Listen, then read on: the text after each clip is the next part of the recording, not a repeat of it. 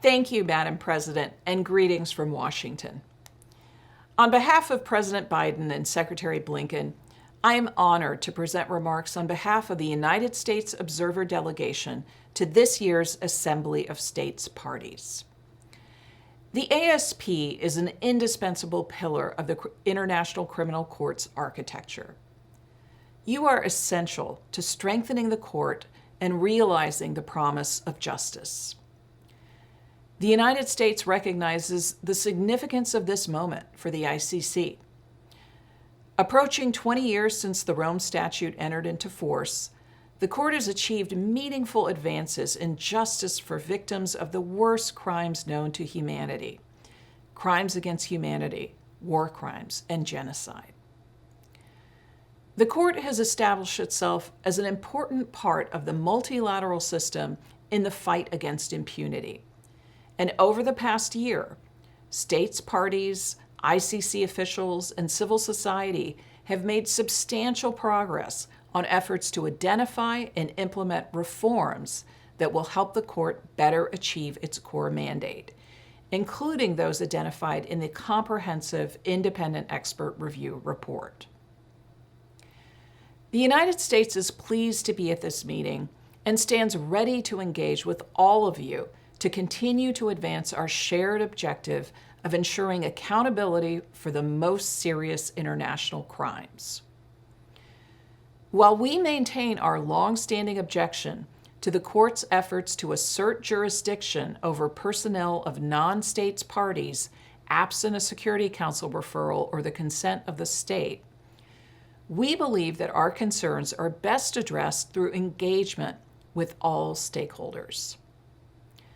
We look forward to listening to all those here, from states parties, whose active engagement is critical to the ICC's success, to victims and civil society, who prevail upon all states to find justice for atrocity crimes, and to the leadership and staff of the ICC as they continue to work to strengthen the court as an independent institution. The United States' enduring commitment to justice and accountability for atrocity crimes is deeply embedded in our history, our values, and our policy. In remarking recently on the importance of accountability, President Biden reflected on the historic Nuremberg Tribunal. He said, and I quote, "The tribunal was unlike anything that ever came before. It was not about vengeance. It was about accountability. For only acknowledging the truth can we prevent the repetition of atrocities, which are happening now in other parts of the world. It elevated our conception of the rule of law, set a marker for the future of justice, and uplifted the importance of human rights in international affairs," unquote. The ICC was intended to carry forth those principles. As a court of last resort, it's part of a global system of justice that the United States supports.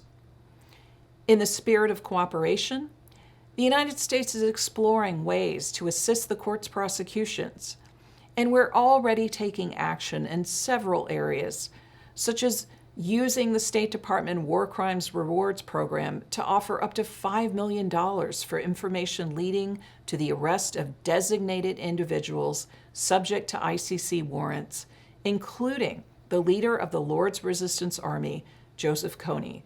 And I'm pleased to announce that we've just launched a new campaign about this reward. Exploring opportunities with the national authorities and the ICC in locating and apprehending fugitives. Facilitating the travel of witnesses to The Hague to provide testimony to the court. And ongoing diplomatic engagement in support of the court's works, including our recent statements at the UN General Assembly annual debate on the ICC and at the UN Security Council.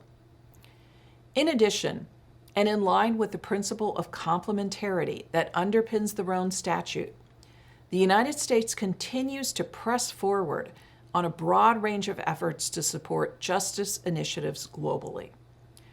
These efforts include supporting through funding, training, and information sharing, specialized national and regional courts, war crime units, and international investigative mechanisms for atrocity crimes, including, for example, in Kosovo, the Central African Republic, Ukraine, and Iraq.